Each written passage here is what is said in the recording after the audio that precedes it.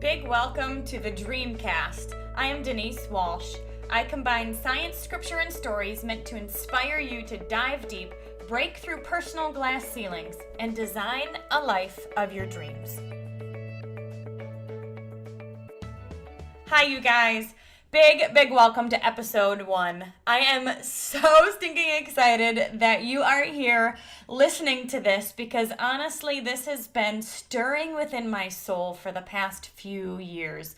And I finally just had to get it on the calendar and make things happen. So I am really excited and proud of starting this podcast, which we've entitled The Dreamcast, because as you'll see through my story and through the stories of all of the amazing entrepreneurs, stay-at-home moms, and guests that we're going to have on the line who have been successful in their relative fields, is that this podcast is all about designing the life of your dreams and casting that vision for yourself and for your family and for the people that are around you truly can change your life. It can change everything. And before we get going into the exercise for today, I'm just going to start by sharing a bit of my story so you can get to know me and get to know who I am and why this is so important to me.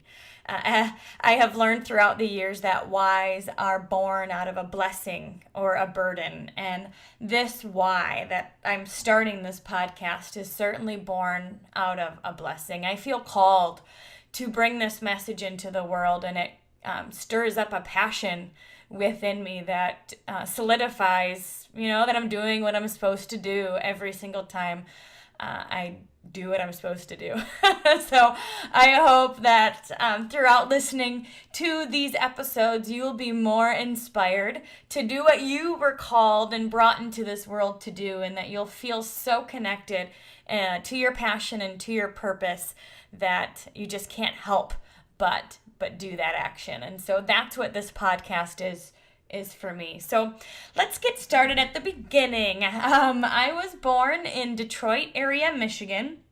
I am the eldest of 3 kids, the oldest on both sides of the family, so the oldest grandchild, which is fun for me to say because I really put pressure on myself as a kid to be a good example to my cousins who I felt like were looking up to me and watching me. And so throughout my high school and middle school, my college years, I put a lot of pressure on myself to get good grades, to make good choices, and to be a good example, which I think, who knows if they were actually watching or not, but that pressure that I put on myself really did make a difference. It meant that I was conscious that what I was doing and how I was behaving and what I was experiencing really did impact people. And so I thought about that when I was making decisions, which I'm not sure all high schoolers do when they're making decisions, but it's something that impacted me when I was a kid. So I grew up in the Detroit area. I graduated from high school. I was involved in sports. I got pretty good grades. I like to say that it wasn't because I was naturally good at much. I feel like I was a hard worker. And because I was a hard worker, I did succeed in grades. I at least played in the sports I participated in. I got cut from volleyball in 9th grade. There were some hard hits throughout the years, but in most things, I felt like I didn't suck. So that was a good place to be, in my opinion, and throughout my high school years. And then I got into college. And when I was working through college, I started off with a degree of communications and thought that I don't really know what I wanted to do with that, but I started with communications. I kind of didn't really know what I wanted to do with that, so I ended up moving into psychology.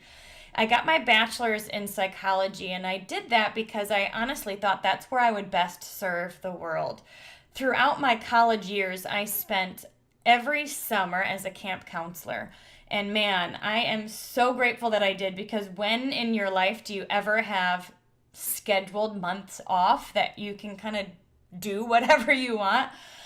Those college or camp experiences really did shape who I am today. So the first 2 summers I worked in Asheville, North Carolina. I was a counselor at a camp called Recreation, and this is where churches or groups would send, they would come, their youth group would come and work with us for a week. And so I was in charge of the home site. We would paint, we would do roofing, we would do drywall, we would, do whatever need the homeowner had at that time. And so I worked with not only the homeowner to get the job projects done, but also the youth group that was there. There were times when the youth group didn't get along and I had to help bridge the gap there. Or maybe I remember a time when the group talked too much. And so we did a vow of silence. We really worked to get everybody working. But it was through these experiences that I got the bug to serve.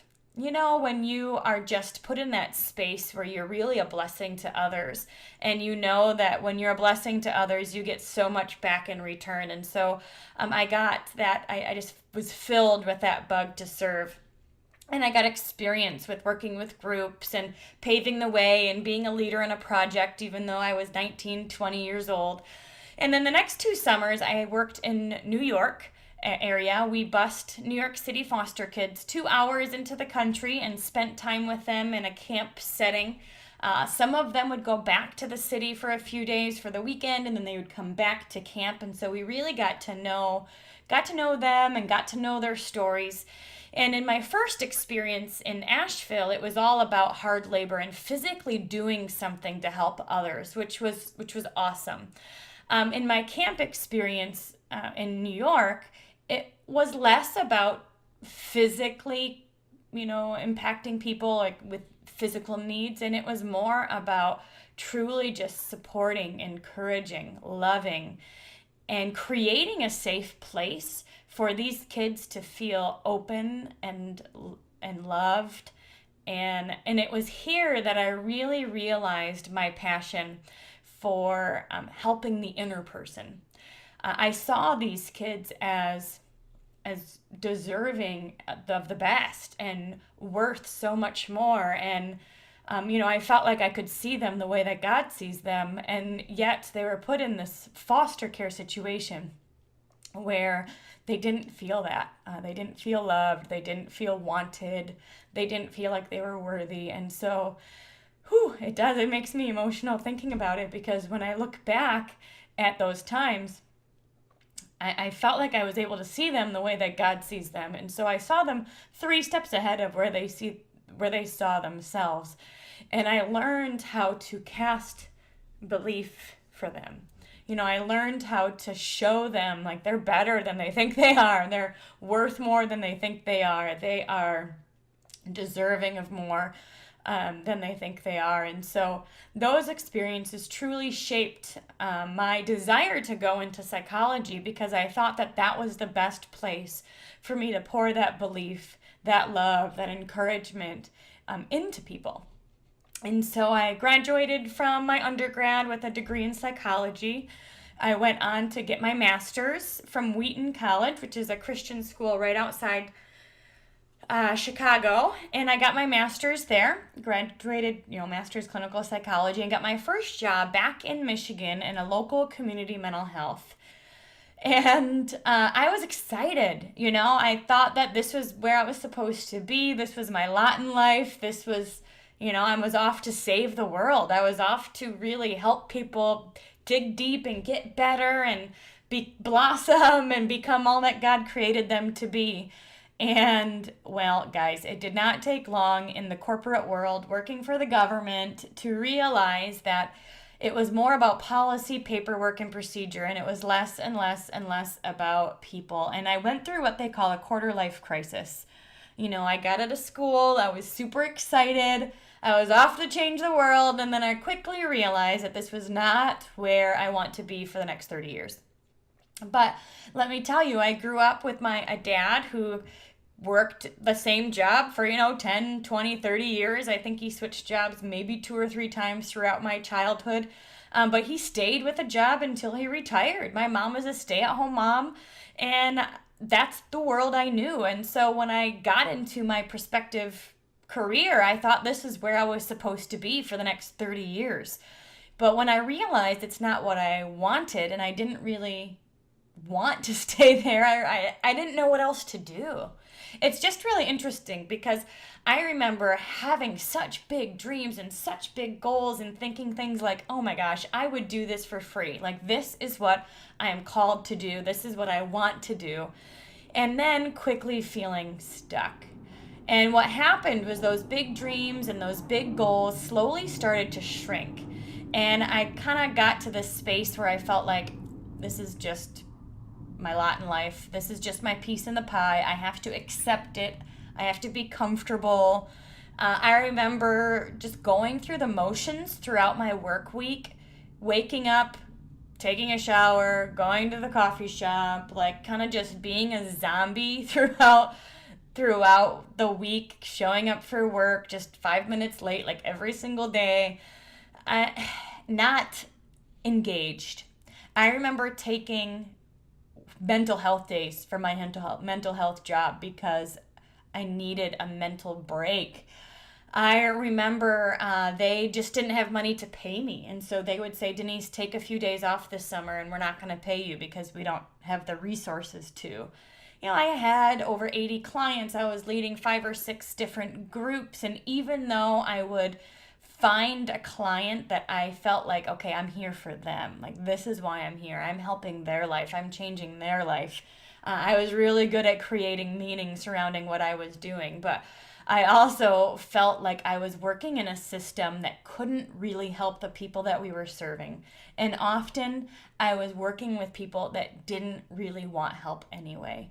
And it just felt like such I was just stuck.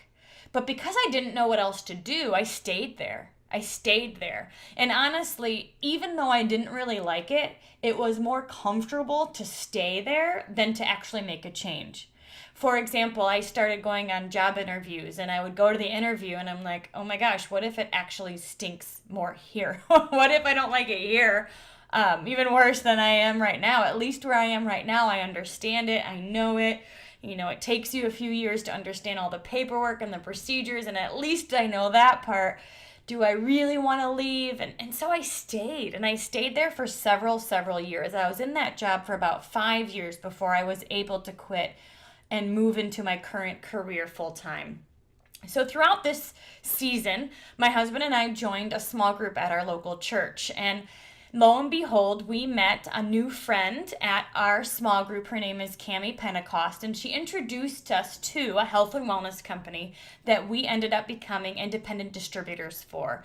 In 2007, we signed up as independent distributors for It Works Global and started down the road of entrepreneurship. Now, I didn't know what I was doing. I grew up in a 9-to-5 job. My master's was in clinical psychology, not business or marketing or anything like that. But I did understand health and wellness. I've run a few marathons. I've always been interested in exercise and nutrition, and so I felt like the products really aligned with me. And my husband, on the other hand, he's always wanted to be an entrepreneur. He was working at an aerospace engineering firm at the time, bored out of his mind. And so when he saw a sizzle product that I was connected to, he thought, oh my gosh, we can help bring this into the marketplace. And he's really the reason why we signed up to become distributors. Needless to say, even without having a warm market that signed up with us, we quickly moved to our cold market, meaning people we didn't know, which meant we basically had to make new friends and go find new people who would be interested in what we had. We were able to quit our full-time jobs in about 2.5, 3 years of working with our company and have been top leaders with our company for the past 8 to 10 years, really, and have helped bring It Works Global into the world and now have hundreds of thousands of distributors all over the world and have hit the top rank of Black Diamond, which at this current time of the recording, there is only 2 black diamonds in the entire company, in the entire world, and we are one of them, and so grateful for that. And I know down the road there's going to just be hundreds and thousands of other people that are black diamond. And for those of you that don't know what black diamond means that you earn a 6-figure income every month for 6 consecutive months, and you get that kind of Girl Scout badge of black diamond.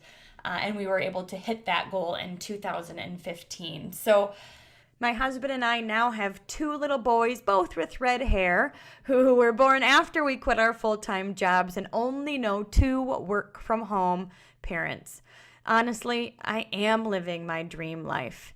And throughout our last decade of building our business, I have had to bust through my own personal glass ceiling time and time again to get super clear on what I want, to build belief that it could happen, to become a professional ignorer of negativity and a professional asker of what I was looking for. And it's my holy discontent, I guess you could say, to bring what I have learned to you. I've had a chance to work with Jack Canfield, who wrote Chicken Soup for the Soul and Success Principles. I've had the chance to get to know and work with John Maxwell, who is a Christian leadership expert. And throughout our time together, you will hear inspirational stories that will increase your internal motivation, as well as exercise ideas that, when worked through, will help you to break through your own glass ceiling and any personal limitations that are holding you back. It is my hope that in 1 year, you will be different. Not simply because of what you listened to and learned, but because of the action you will take as you identify more of who you are, create a clear vision of what you want, and then take daily inspired action in order to get there. I plan to upload 1 podcast a week, and I can't wait to partner with you on this journey. So I would love it if you could leave us a review to share with us what you learned, any aha moments, and how you have grown and changed as you experience this with us.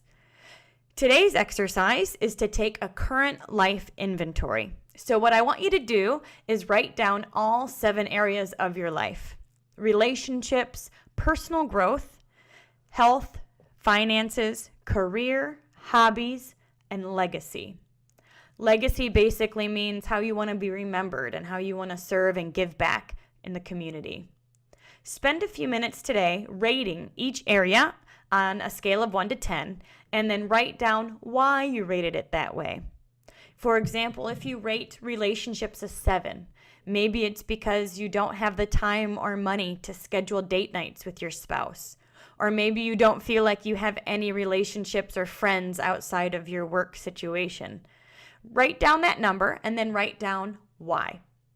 I am excited to check back with you in a few months to see how far you have grown as you design a life of your dreams. So thank you so much for tuning in with us, and I will see you same time, same place next week.